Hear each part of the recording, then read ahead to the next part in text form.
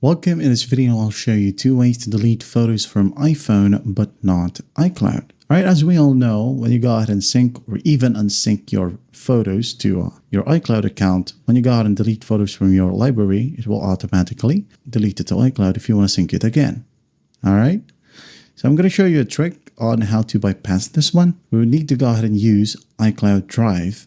And the second option is by using an alternative cloud. Okay, for example, you have Google Photos, OneDrive, or Dropbox. So the first option is save to file trick. So just leave everything synced right here and then go ahead over to your settings. Okay, and then here tap on your profile or iCloud. Go ahead and tap on iCloud right here. Now make sure that the drive is on. Okay, make sure that sync this phone is enabled. Now once that's done, go ahead and open up your Photos app. Now go ahead and find the specific photo or video that you wanted to sync to the iCloud Drive.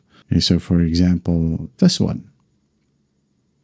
Okay, so just go ahead and tap and hold onto the photo. Now go ahead and tap on Share. Okay, tap on Share. Now go ahead and scroll all the way down. Now go ahead and tap on Save to Files. Now once you're in here, just go ahead and tap on Back. Now tap on Browse. Okay, so go ahead and tap on iCloud Drive. Tap on it. Now tap on Save at the very top. And then once that's done, as you can see here, automatically when I open up my computer, iCloud Drive is available. So I have the iCloud Drive app downloaded to my PC. So when I go ahead and double click on a photo, it should show right there. Now you can now go ahead and freely delete it on your Apple device. Tap and hold, delete.